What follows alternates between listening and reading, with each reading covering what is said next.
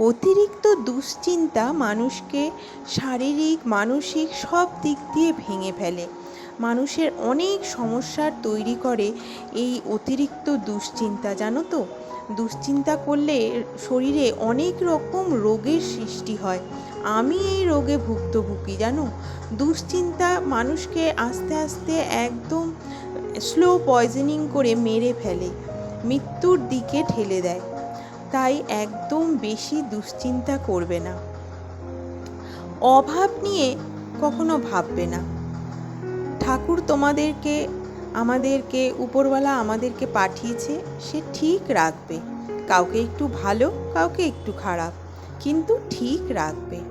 অভাব নিয়ে ভাবলে বারবার শুধু যদি ভাবি ওর এটা আছে আমার এটা নেই, কি করে চলবে এই নিয়ে যদি ভাবি, দুশ্চিন্তা শুধু আমাদের শরীর মানসিক দিক থেকে, শারীরিক দিক থেকে, সব দিক থেকে নষ্ট হবে, ভেঙে যাবে।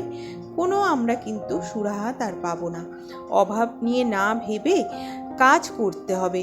আমি যেটাতে পারদর্শী সেই কাজটা আমাকে করে যেতে হবে, নিজের পায়ে দাঁড়াতে হবে এবং ঠিকঠাক কাজটা করে যেতে হবে। শুধু অভাব নিয়ে ভেবে কোনো লাভ নেই। মনের মধ্যে একটা আলাদা ইরিটেশন তৈরি হয়, একটা লোভ জন্মায়। দরকার নেই অভাব নিয়ে ভাবার। নিজের কাজ করে যাও, দেখবে ঠিক ফল পাবে। তারপরে হচ্ছে এই যে মানুষের অনেক রোগ, এখন তো যা রোগ বেরিয়েছে, রোগের ভ্যারাইটিস টাইপের রোগ তৈরি হয়েছে এখন। কোনো বাড়িতে এমন মানুষ নেই, কোনো বাড়ি এমন নেই যে যেই বাড়িতে রোগ অসুখ বিসুখ নেই। তাই ওইসব নিয়ে ভেবে লাভ নেই। চিরদিন তো কেউ বাঁচে না। যতদিন আছো ততদিন শান্তিতে বাঁচো। ভবিষ্যতের কথা চিন্তা করে আজকের দিনটা নষ্ট করো না। ভবিষ্যতে কি হবে, আমি ঠিকঠাক কতদিন বাঁচবো, আমি 80 বছর বাঁচতে পারবো না, এই ভেবে ভেবে আজকের বর্তমানটা নষ্ট করো না। প্রত্যেকটা দিন এনজয় করো, প্রত্যেকটা দিন বাঁচো। দেখবে নিজেও ঠিক থাকবে, শরীর মন সব ভালো থাকবে। প্রত্যেক দিন যদি চিন্তা করি যে আমি এতদিন বাঁচবো না, কি হবে, আমার এই রোগ হয়েছে, আমি ভালো হব কি না, আমি বাঁচবো কি না, এই নিয়ে না ভেবে আজকের দিনটা তুমি ভালো আছো, আজকের দিনটা বাঁচো। মন খুলে, মন ভরে, প্রাণ ভরে বাঁচো, হাসি খুশি হয়ে বাঁচো। তারপরে হচ্ছে কে অন্যায় করেছে, আমার সাথে কে অন্যায় করেছে, সে কেন এই অন্যায় করলো, তাকে আমাকে শাস্তি দিতে হবে এবং তাকে এর জবাব দিতে হবে। সেও যেন এর শাস্তিটা পায়, এর বদলা আমাকে নিতে হবে। এইগুলো ভেবে দরকার নেই বন্ধুরা। যে এই অন্যায় করেছে সে শাস্তি ঠিক পাবে, তাকে শাস্তি দেওয়ার জন্য উপরে একজন বসে আছে। তার জন্য আমাদেরকে ভাবতে হবে না, নিজের কর্ম শুধু করে যাও। খারাপ কিছু করো না, কারো ক্ষতি করো না, কারো যদি ভালো করতে না পারো ক্ষতি করো না, তাহলেই দেখবে ভালো থাকবে। যে অন্যায় করেছে সে তার শাস্তি ঠিক পাবে, আর তুমি যদি ভাগ্যবান হও তাহলে তুমি ঠিক দেখতেও পাবে যে সে শাস্তি পেয়েছে। তাই সেটা নিয়ে ভেবে খালি নিজের শরীরের ক্ষতি করো না। ওই নিয়ে ভেবে নিজের শরীরের ক্ষতি না করে ছেড়ে দাও। যে তোমার সাথে অন্যায় করেছে, যে তোমাকে অপমান করেছে, তুমি ছোট হওনি, সে ছোট হয়েছে। যে অপমান করে সে ছোট হয়, যাকে অপমান করা হয় সে কখনো ছোট হয় না, সে কিন্তু বড় হয়।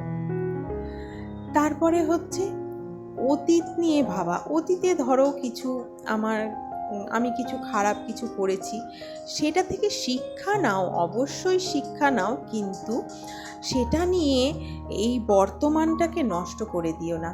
অতীতে যদি আমি কিছু খারাপ কিছু করে থাকি, পাপ কাজ করে থাকি, অন্যায় কাজ করে থাকি, সেটা থেকে তুমি শিক্ষা নিয়ে নাও। সেটা যেন আর ভবিষ্যতে না হয় সেই শিক্ষাটা নিয়ে নাও। সেটা মনে মনে ভেবে নাও যে আর যেন আমার দ্বারা এই কাজটা না হয়। কিন্তু সেটা নিয়ে ভেবে মন খারাপ করে বর্তমানটা নষ্ট করো না বন্ধুরা। আর হচ্ছে ভবিষ্যতে কি হবে, আমি আমার ভালো বেশি পয়সা হবে কিনা, গাড়ি বাড়ি হবে কিনা, ভবিষ্যতে আমি কিভাবে থাকবো, ভালো থাকবো কিনা, এই নিয়েও ভেবে বেকার চিন্তা করে লাভ নেই। ভবিষ্যৎটা ভবিষ্যতে দেখা যাবে। এখন বর্তমানটা তো আগে বেঁচে নাও, তারপরে ভবিষ্যৎটা দেখা যাবে। ভবিষ্যৎ নিয়ে ভেবে বর্তমানটা নষ্ট যারা করে তাদের মতন বোকা মানুষ কিন্তু আর দুটো নেই। আমিও এই রকম করেছি, তোমাদেরকে জ্ঞান দিচ্ছি ঠিকই, আমিও করেছি এক সময়, কিন্তু এখন আমি আর করি না। যাই হোক, দেখো তোমাদের সাথে গল্প করতে করতে আমার অনেক কিছু রান্না বান্না হয়ে গেছে, তোমরা তো দেখলে নিশ্চয়ই। আমি আগে সিমুই করে রাখলাম, তারপরে আলুর দম করলাম, তারপরে এদিকে কড়াইশুঁটিগুলো মটরশুঁটিগুলোর কচুরি করব। মটরশুঁটিটা ভালো করে আমি সেদ্ধ করে বেটে নিয়ে কষিয়ে নিয়েছি।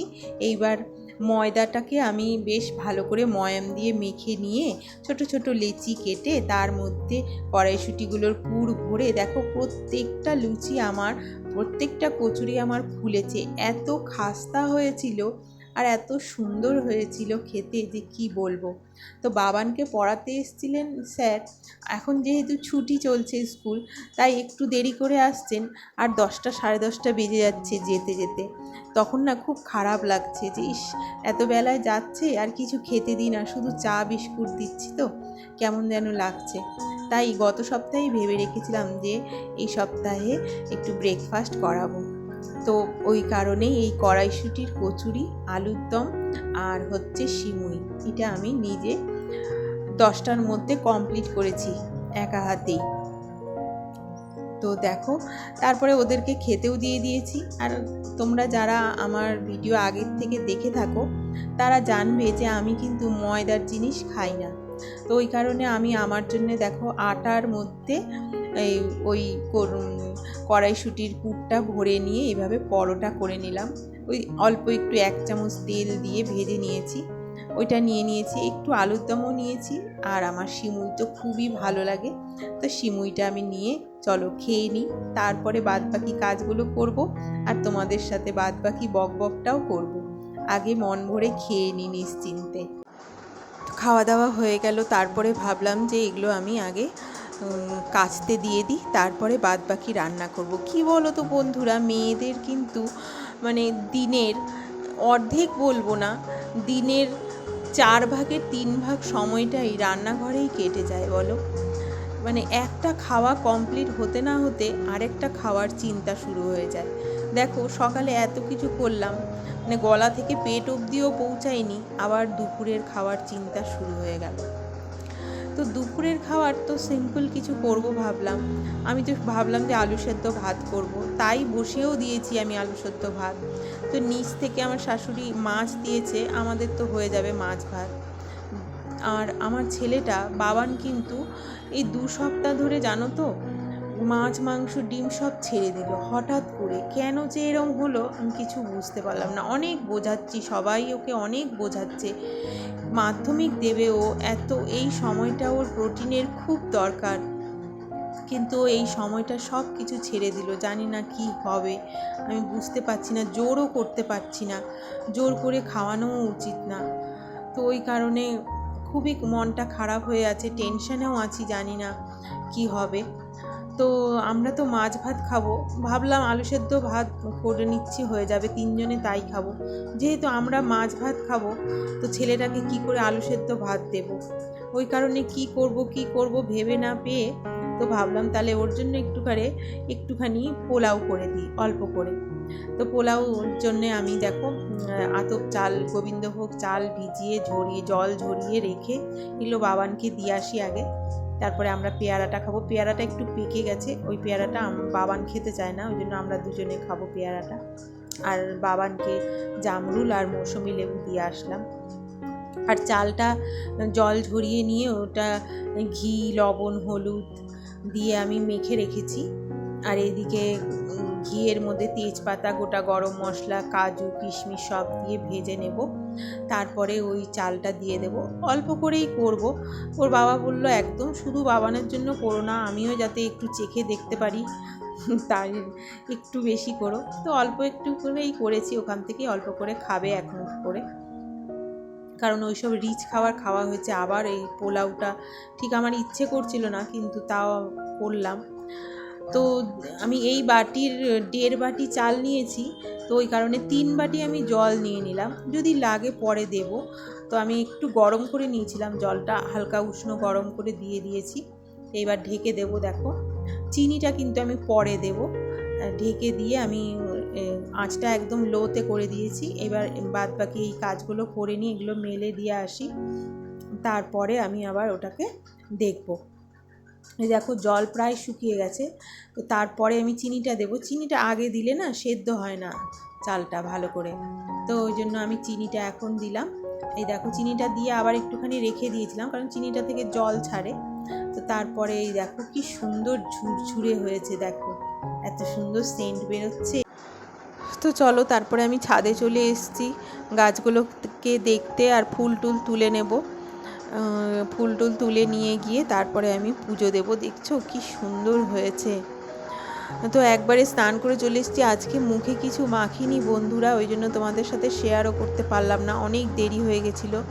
এত মানে ষষ্ঠীর রান্না বান্না না, ওই কারণে দেরি হয়ে গেছিলো, ওই কারণে আর কিচ্ছু শেয়ার করিনি। তো চলো আজকের ভিডিও আমি এখানেই শেষ করব। তোমরা সবাই খুব ভালো থেকো, সুস্থ থেকো। দেখা হচ্ছে নেক্সট ভিডিওতে। তোমাদের যদি আমার ভিডিওটা একটুও ভালো লেগে থাকে, একটুও কাজে এসে থাকে, তাহলে প্লিজ একটা লাইক দিও। আমার চ্যানেলটিকে সাবস্ক্রাইব করে প্লিজ আমার পাশে থেকো। Tata, bye bye.